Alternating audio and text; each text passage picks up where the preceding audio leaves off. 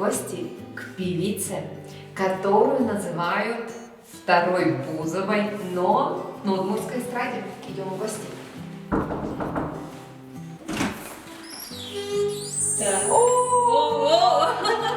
Привет, Алина! Мы очень-очень-очень рады тебе. А чё пришли? Честный разговор пришел прямо в гости к Антоновой Алине. Вот Ну, так. проходите, вот, пойдемте.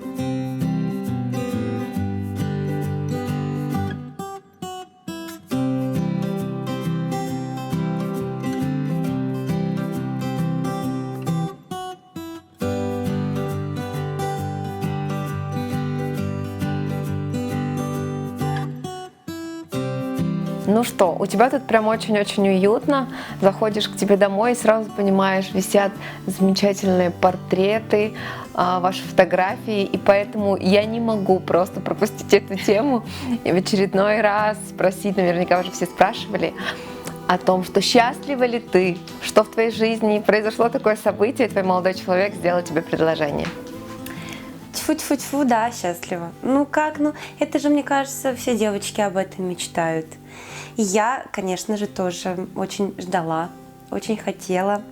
Я прекрасно вижу этого человека моим спутником по жизни. Я очень люблю этого человека и надеюсь, что все у нас будет хорошо. Конечно, я была рада, что этот человек оказывается солидарен с моими мыслями.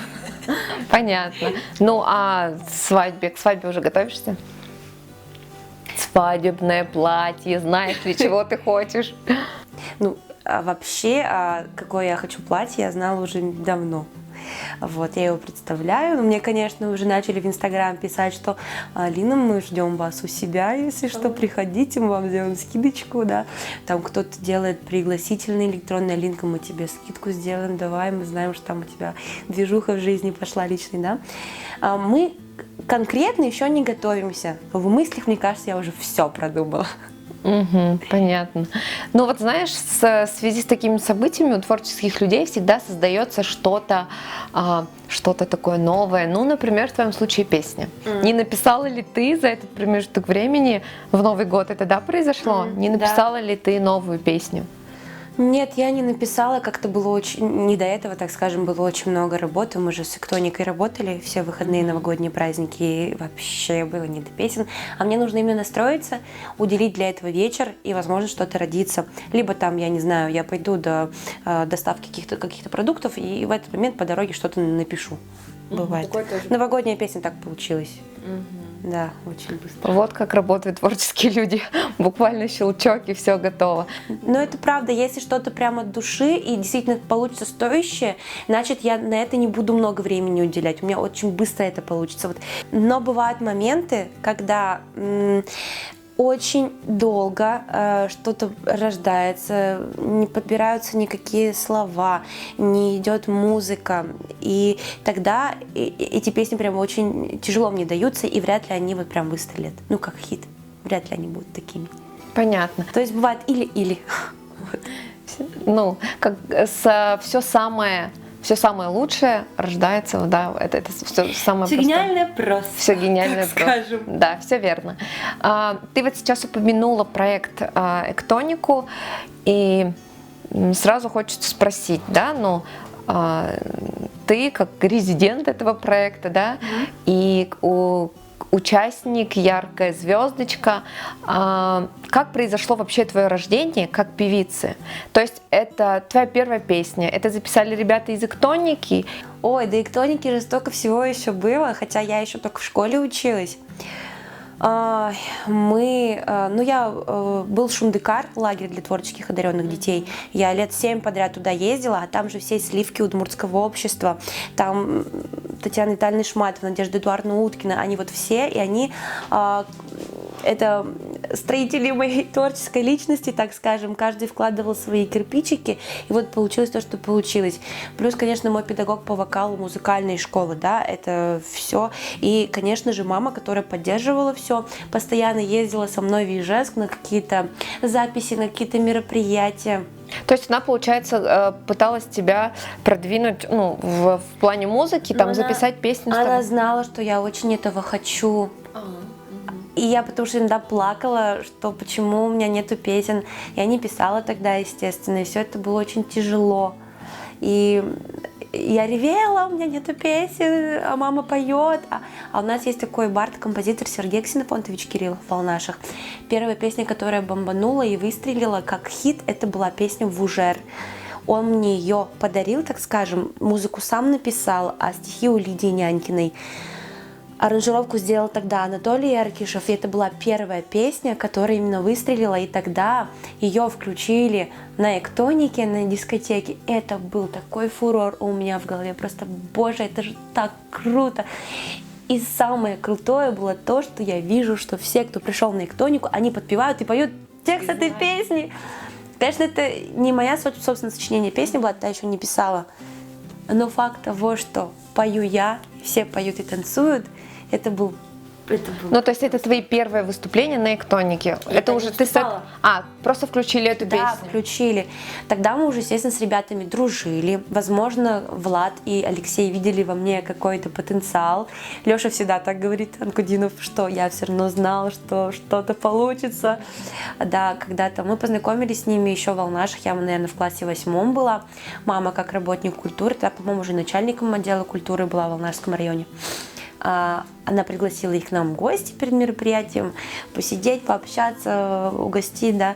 И вот тогда еще, типа, мама говорила, вот, обратите внимание, вот Алина у меня поет, типа, мы показывали какие-то выступления, мы...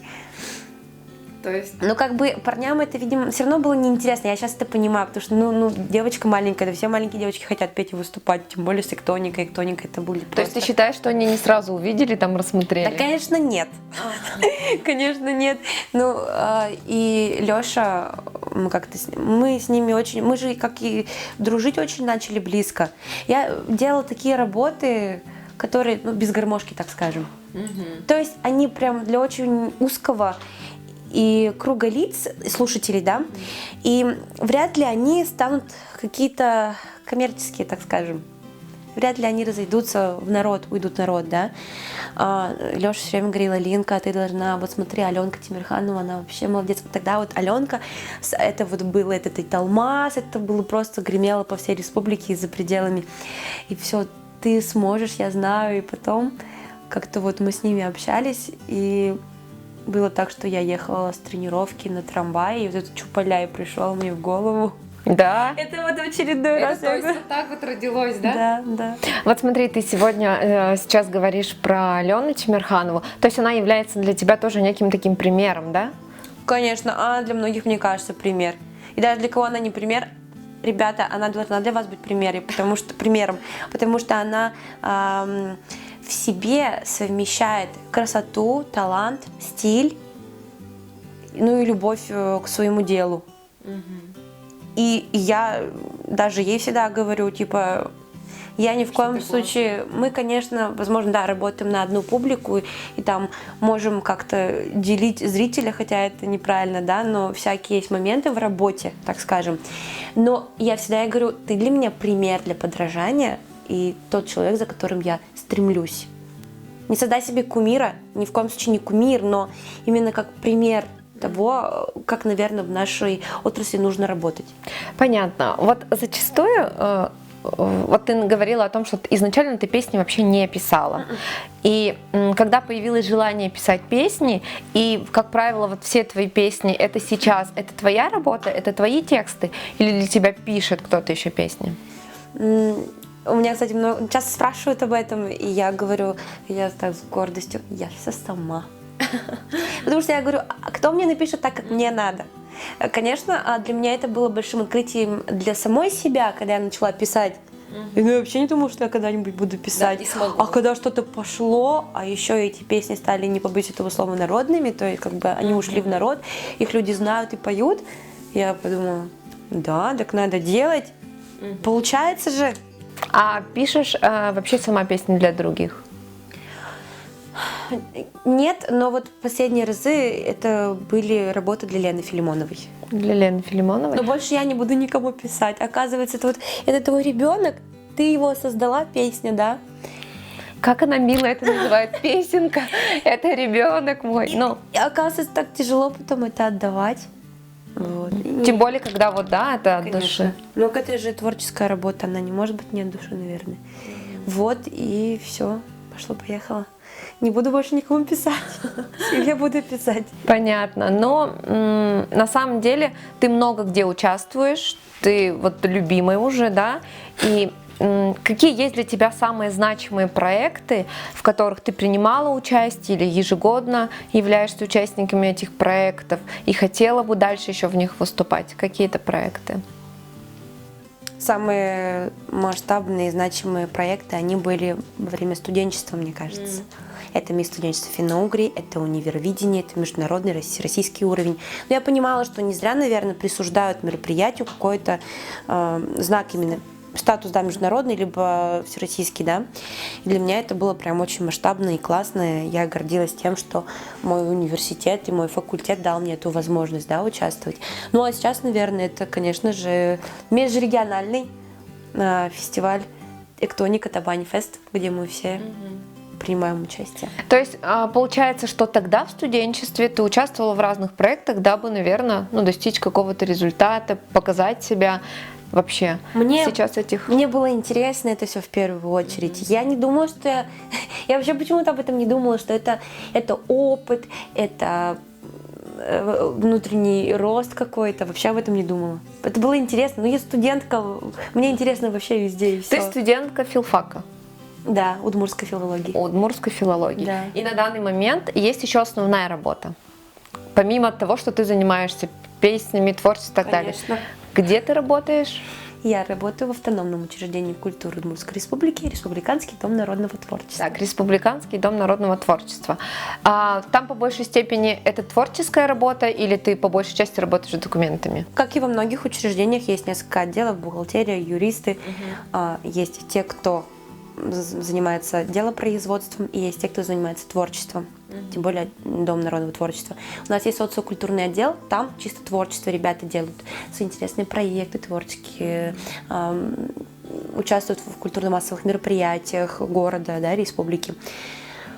Я работаю в информационно-методическом отделе. Вот сразу возникает вопрос. Почему удмуртская такая звездочка, которая востребована, песни, которые знают многие люди там наизусть, там скандируют, поют, это действительно так. Почему еще необходимо работать и быть закрепленной еще в каком-то месте? То есть это получается, вот с чем это? Почему нельзя заниматься только песнями, творчеством? Ну, есть те, кто только этим занимается, конечно. Но я, наверное, все равно как воспитанница своей мамы, бюджетника до мозга костей просто, да, я тоже такой же бюджетник, не по статусу, а по призванию. И мне нужно, не побоюсь этого слова, платформа, которая мне даст стабильность. Я точно буду знать, что если завтра нас отправят на карантин, у меня есть вот эта вот крепкая стена. То есть это не связано с тем, что это не с финансовой стороной вопроса связано, что артист там недостаточно, там, не знаю, разрекламирован, или там нет у него человека, который бы его, собственно говоря, продвигал, или там, чтобы, там, не знаю, недостаточно может артист зарабатывать. Это не с этим связано? Нет, не с этим. Понятное дело, что мы на своей музыкальной теме зарабатываем гораздо больше. Если мы Но это зависит, много. Да, от количества. Конечно, если мы работаем много, если к нам пришел наш любимый зритель в большом количестве, тогда да. Просто то, что сам факт того, что я кайфую от того, что есть режим, ты встаешь в 7 утра, у тебя есть завтрак, потом обед, ты вечером пришел, все, и как бы ты не скитаешься, не в режиме, у тебя, ты, ну не знаю, вот ты в системе. В конкретной системе. Ты человек, которому он должен быть всегда в тонусе, держать себя, чтобы... Да. Это зона комфорта. Да, но, конечно, иногда организм мне говорит, хватит, пожалуйста. Как вот, собственно, сейчас я прошу прощения у всех слушателей.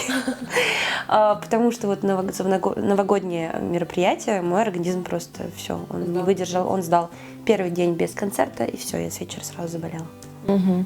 Вот говорила про публику. Кто твоя публика?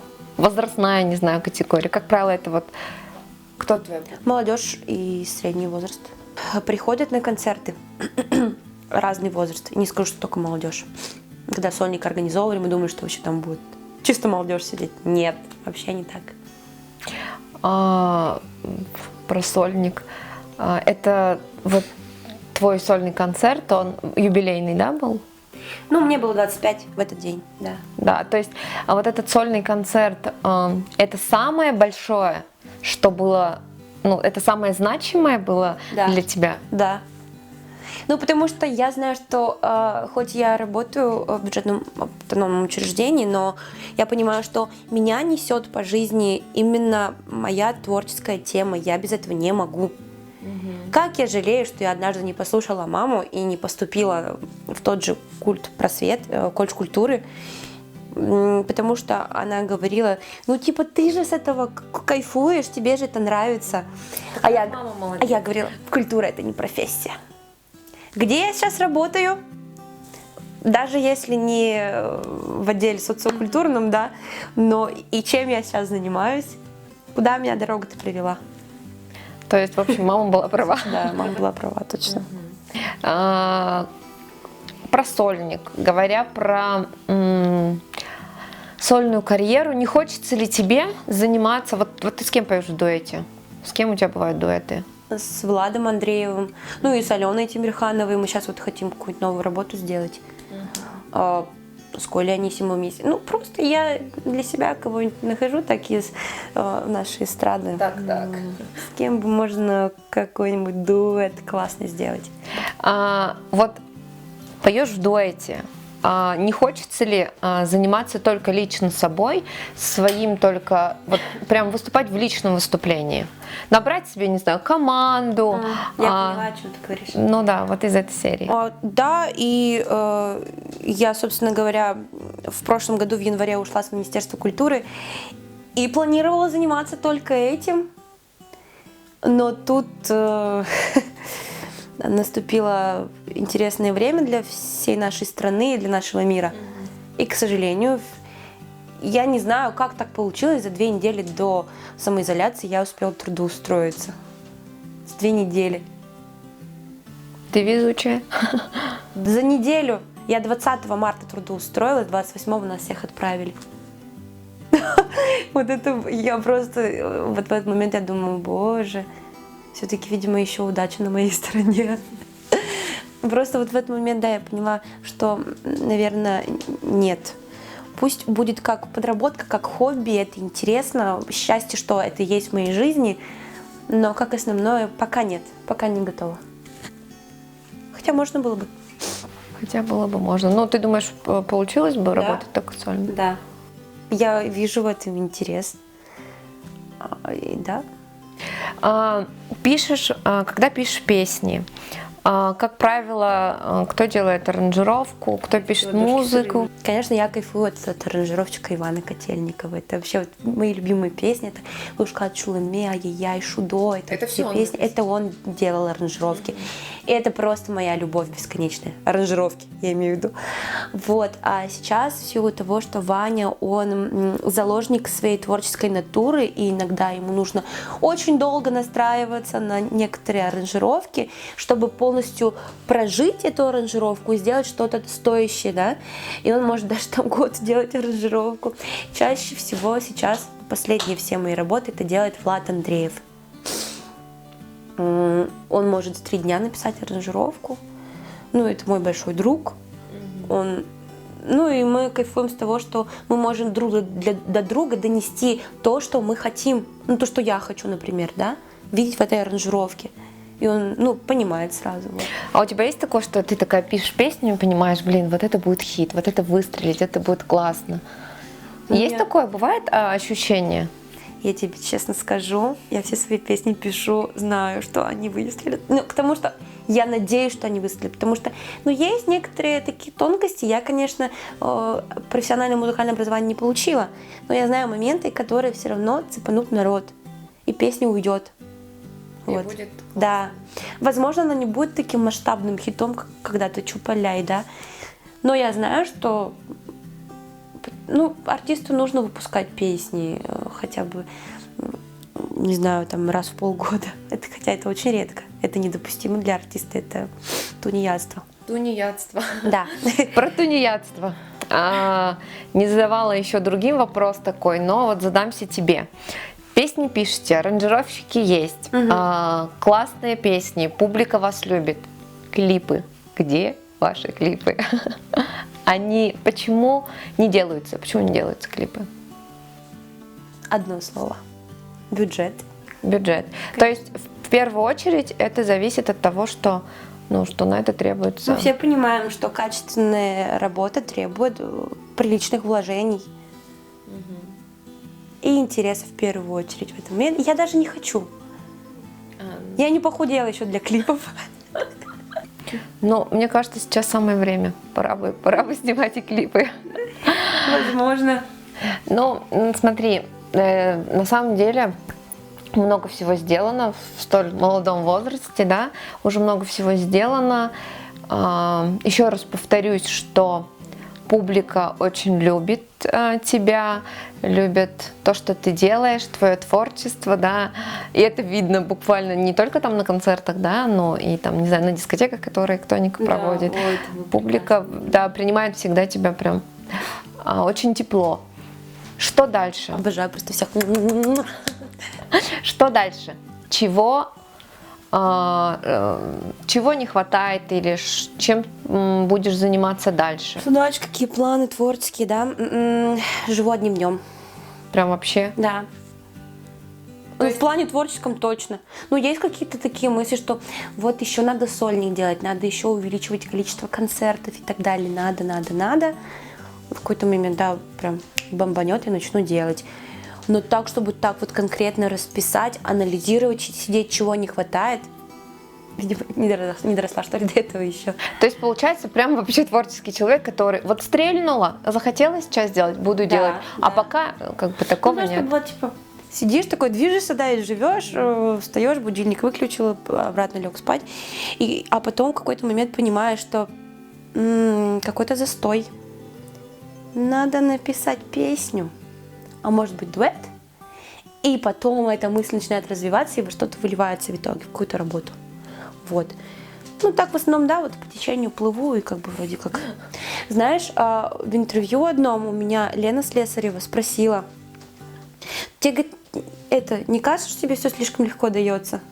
Типа, ты не думала об этом? Я говорю, тьфу-тьфу-тьфу, есть такая мысль. Что, я говорю, вот везение какое-то, видимо, есть, как бы не спугнуть, да, тьфу-тьфу еще раз. Вот, и действительно, вот, мне кажется, как-то вот удача мне сопутствует, либо это зависит от того, что я действительно люблю, что я делаю.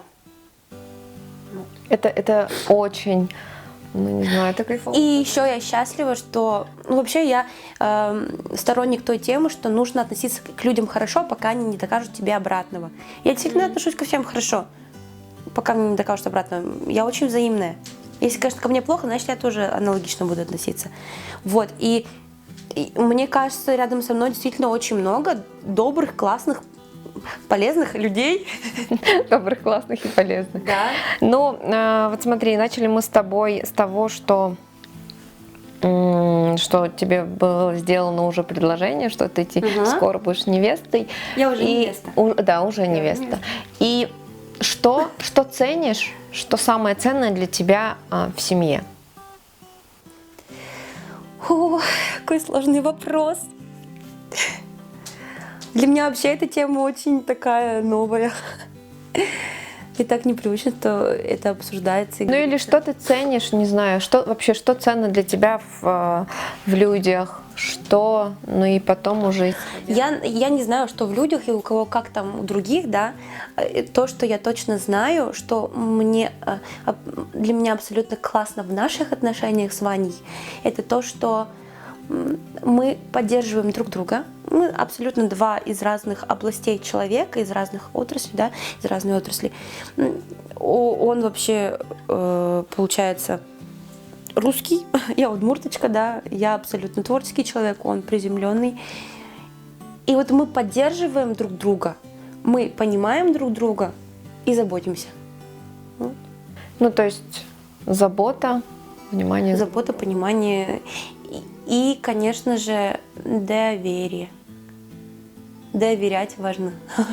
Но, Алин, я желаю тебе, чтобы все давалось так же легко, может, даже громко сказано, но вот прямо с щелчка такого, да, и желания то, что ты делаешь, то, что ты творишь, люди действительно любят, а люди любят искренних людей, и это очень чувствуется, эмоциональность, твоя искренность.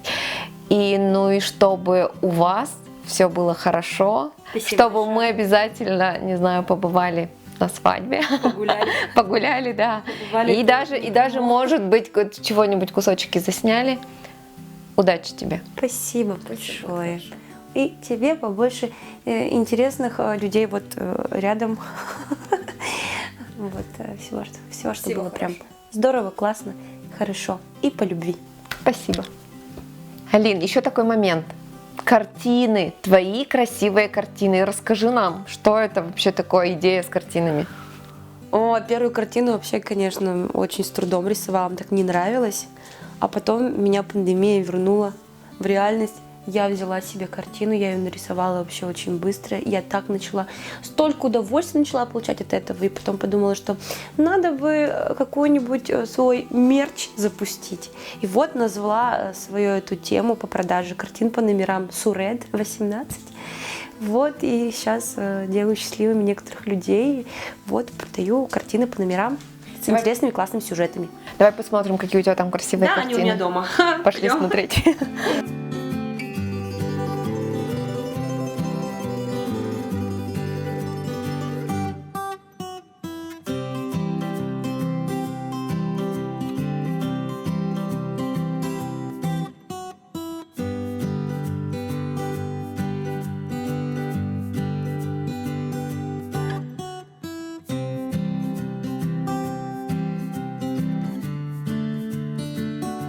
Сейчас мы посмотрим, как Алина Антонова и Коля Анисимов репетируют к проекту «Песня года», где они будут петь дуэтом. Ну и обязательно заглянем в закулисье.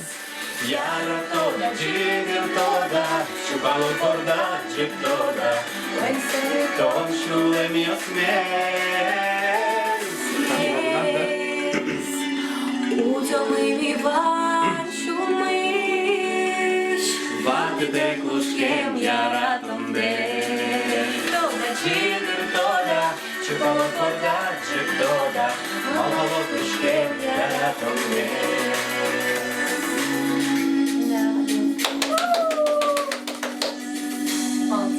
Сегодня мы в ДК «Аксион» на песне года 2020. И я вообще очень счастлива сегодня здесь быть, потому что моя песня, которую мы поем с Николаем Анисимовым, «Лужке Маратон», она вошла в 10 лучших. И еще, конечно же, во втором отделении я тоже буду петь, но уже сольную свою песенку «Шаян Нылаш».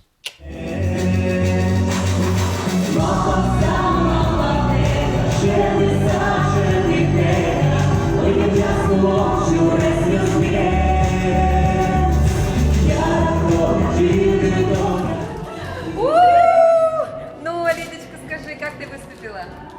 Мы с Колей выступали вообще, да? Иди сюда. Так, Коля, давай. Мы, капец, на самом деле больше переживали, мне кажется, да? Да, очень. Что мы забудем вообще движение, слова, а так все вообще классно. То есть получилось хорошо? Да, Как вас зрители встретили?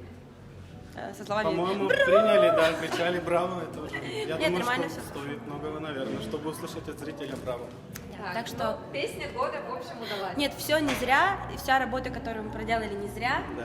Я счастлива, что Коля сегодня приехал, блин, и все это вот состоялось прямо на сцене, да, это все прям. Да, Алинке большое спасибо, что она все-таки подарила такую песню. Песня на самом деле очень красивая и нравится, И я со бы сказал, смыслом. да, не только молодежи, но пишут много люди в возрасте, скажем, которым очень нравится песня. И еще, пожалуйста, хвалите меня. Да. Алинка молодец, давай дальше работаем. Да, вот. Молодец.